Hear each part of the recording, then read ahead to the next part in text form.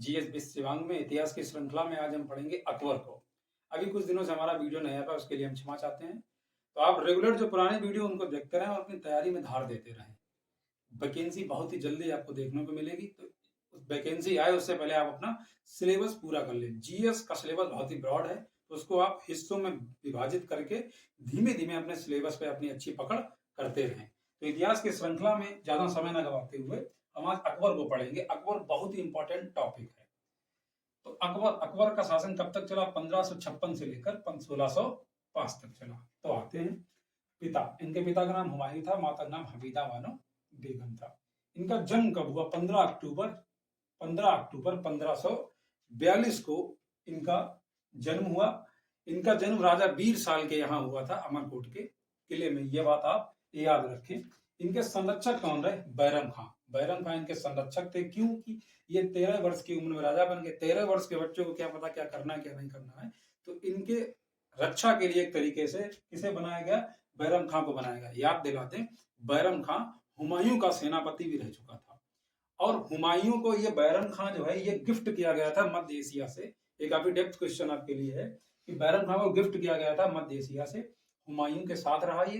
हुमायूं के बाद विश्वास प्राप्त होने के कारण ये अकबर के शासनकाल में भी रहे और अकबर के संरक्षक भी रहे। तो अकबर के संरक्षक कौन रहे? बैरम खां। 13 वर्ष की उम्र में अकबर राजा बन गए थे, इसलिए इन्हें संरक्षक की बहुत ज्यादा आवश्यकता थी।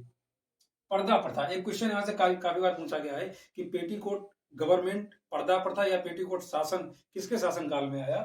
तो अकबर के शासनकाल में आया। इसलिए आया क्योंकि अकबर छोटे थे, तो सारे फैसले इनको गद्दी पे बिठाने के बाद पीछे से किए जाते थे, तो उसे पर्दा प्रथा बोलते हैं। 1567 में मनसबदारी प्रथा इन्होंने शुरू की, पर्दा प्रथा, और हरन दल का अंत इन्होंने किया 1564 में। 9 रत्नों का समूह अकबर के पास था। देखो, रत्न से क्वेश्चन 2 बनते हैं। नवरत्न किनके शासनकाल में थे? अकबर के। अष्ट प्रधान और अष्ट दिग्गज, ध्यान रखना, अष्ट प्रधान थे शिवाजी के शासनकाल में और अष्ट दिग्गज रहे कृष्णदेव राय के दरबार में, जो विजयनगर साम्राज्य से संबंधित हैं। 1336 में जिसकी स्थापना हरिहर बुक्का ने की थी, जिस वंश का नाम था संगम वंश। उस वंश में आप एक विद्वान को भी पढ़ेंगे, तेनाली रामन के बारे में, ये वही वंश है। तो ये चीज आप नवरत्न से ध्यान रखें। नवरत्न किसे संबंधित है? अकबर से 9 विद्वानों का एक समूह बनाया गया था, जो राज्य व्यवस्था को क्रियान्वित करने में उनकी मदद करते थे। आगे आते हैं। तो नवरत्न का समूह हो गया। मध्यकालीन भारत में शिक्षा का सबसे बड़ा केंद्र कौन था? जौनपुर था। ये बात भी आप याद रखें।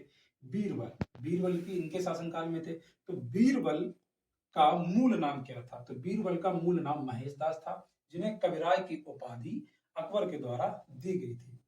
वित्त मंत्री, नवरत्नों में वित्त मंत्री किसे बनाया गया था? तो टोडरमल को। और टोडरमल ने ही शुरू की थी दहसला व्यवस्था। ये क्वेश्चन बहुत इंपॉर्टेंट है कि दहसला व्यवस्था किसके शासनकाल में शुरू हुई? अकबर के शासनकाल में। किसने शुरू की? तो टोडरमल ने शुरू की। दूसरी बात, एक बात और ध्यान रखें, टोडरमल संस्थान कहाँ स्थित है? जब आप यूपी का एग्जाम देंगे तो आपसे पूछा जाएगा। तो टोडरमल संस्थान आपको बता दें, ये हरदोई में स्थित है। आगे है, इन्होंने कार्य कौन कौन किए? तो कार्य में लाल किला आगरा का बनवाया, लाल किला प्रयागराज में बनवाया, उसके बाद में लाहौर का किला बनवाया, अटक का किला बनवाया, फतेहपुर सीकरी बनवाई, जो कि लाल पत्थर से बनी थी। और बताते चले कि फतेहपुर सीकरी को ही विजयनगरी के नाम से भी जानते हैं।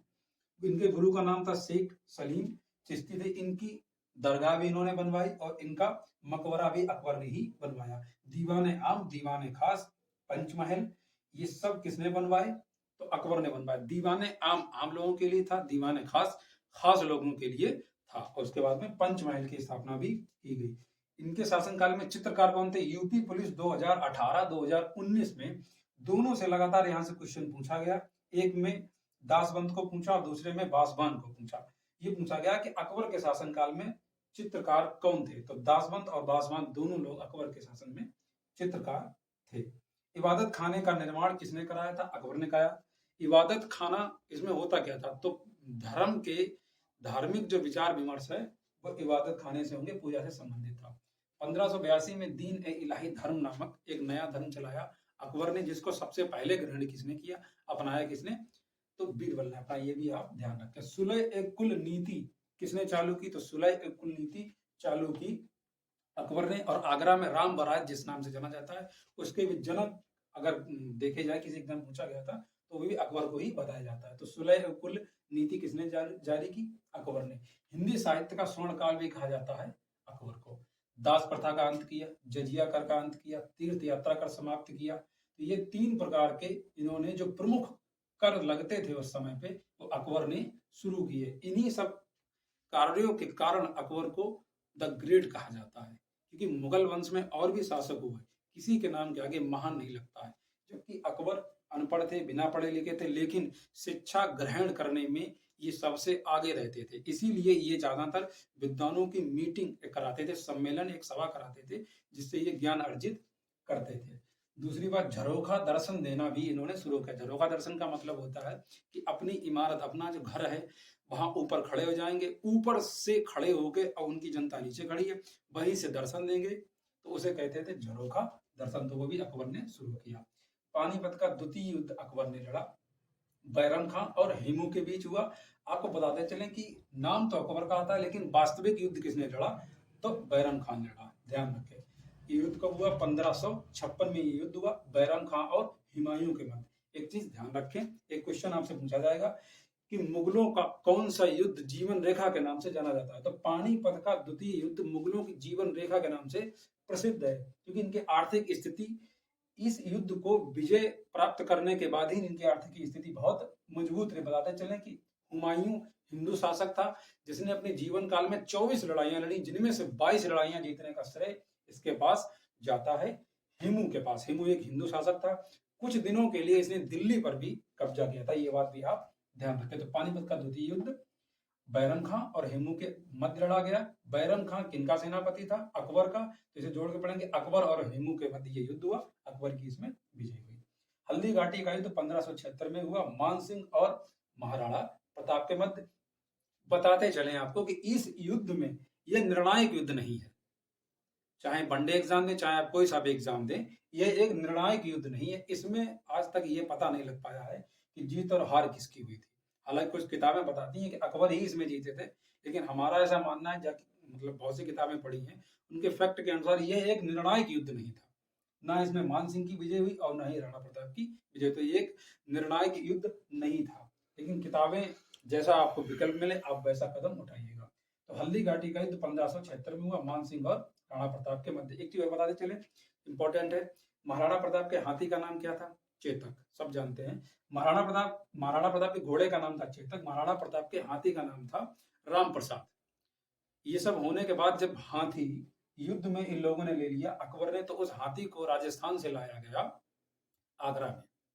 आगरा में लाया गया, तो जो हाथी था इनका राम प्रसाद, उसका अकबर ने नाम बदल के कर दिया पीर प्रसाद। लेकिन बताते चले जानवर इतना वफादार था हाथी, उसने भोजन ही नहीं किया, अन्न जल त्याग दिया, तो कुछ दिनों के बाद उस हाथी की मृत्यु हो गई थी। इतना वफादार था इनका हाथी, महाराणा प्रताप का।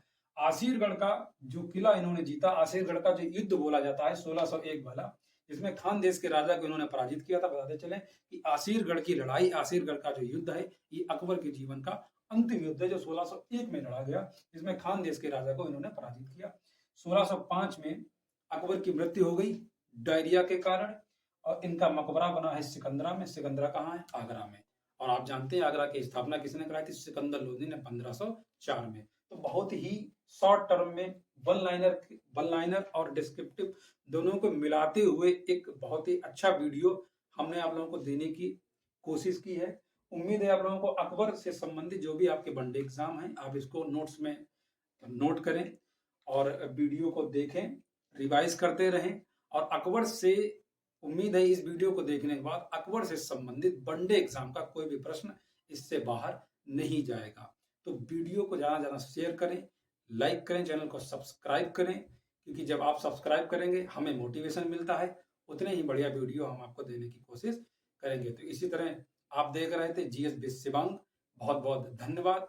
जय हिंद।